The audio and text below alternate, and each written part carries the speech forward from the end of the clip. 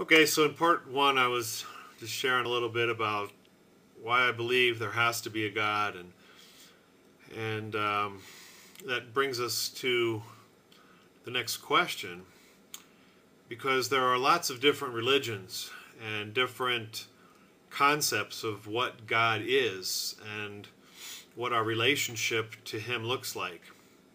A lot of those ideas actually start with man and represent man's attempts to reach God, to earn God's favor and blessing. But, the question remains, how can we know which is the right religion with the right perception or portrayal of God? Again, it makes sense to me to believe that if God exists, He must have also somehow revealed Himself to His creation. He is invisible, but I don't believe He is silent. It's reasonable to assume that God has somehow communicated with the human race through not only the natural creation of which we are a part, but also through some kind of special revelation of Himself. See, rather than man taking the initiative to somehow discover and find God, I believe God created us and He put us on this planet, and then He took the initiative to contact us, to reveal Himself to us. He didn't just abandon us here.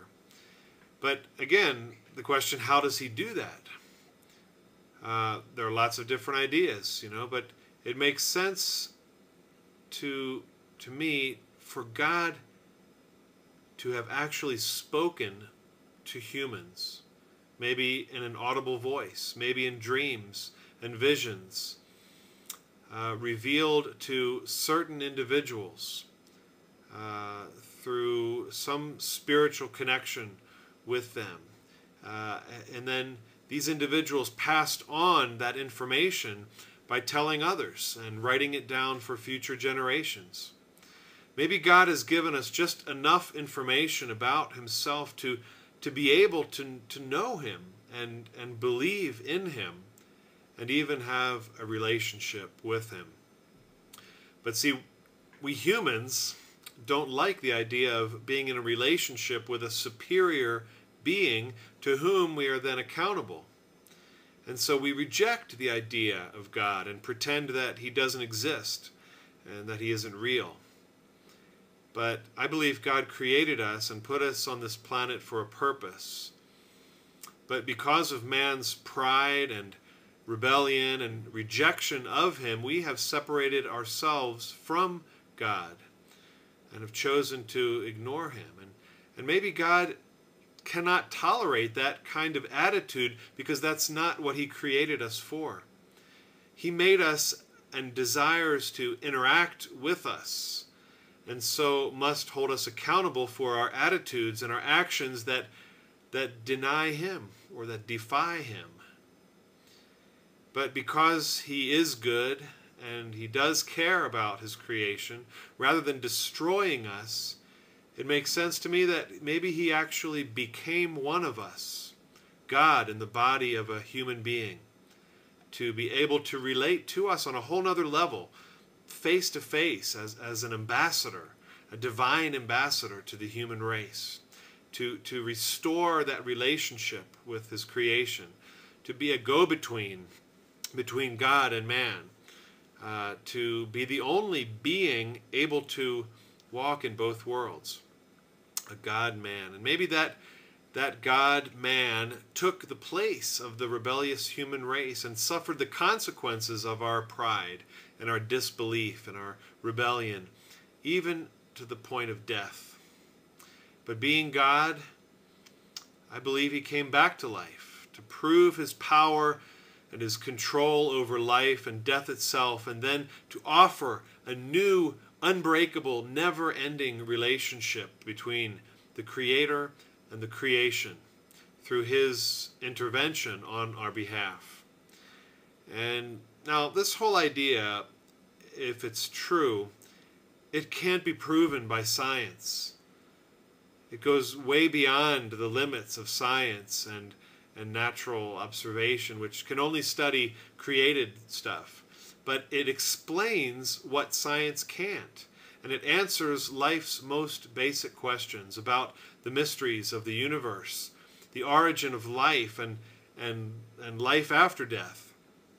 It also offers a plan for this life while we're here on this planet. And, it's not about religion. It's about a real, personal relationship with God himself.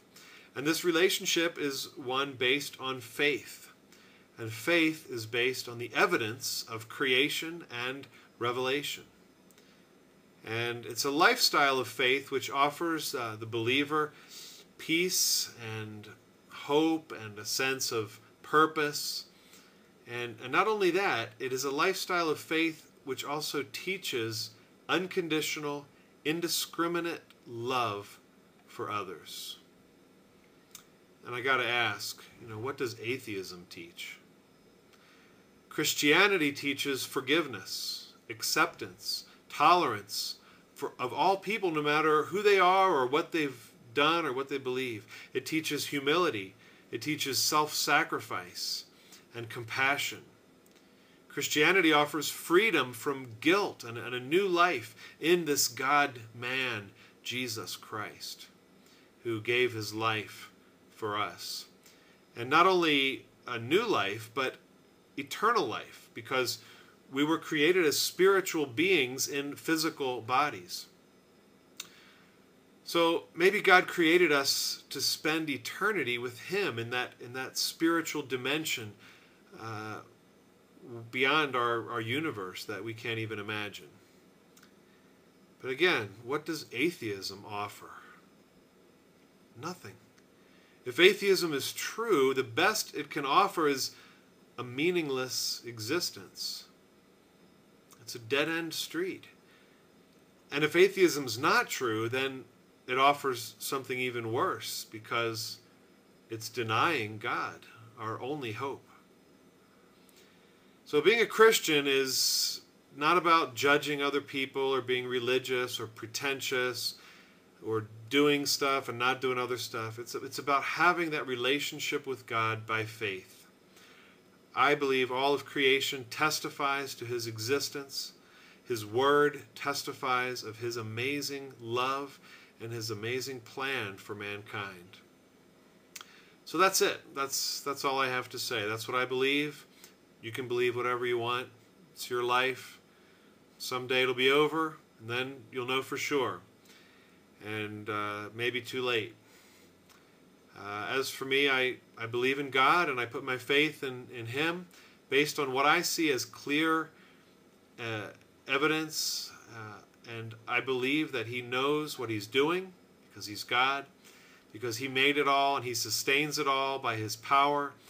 And I don't know how, I don't know why, and I don't have to know. I don't have to understand.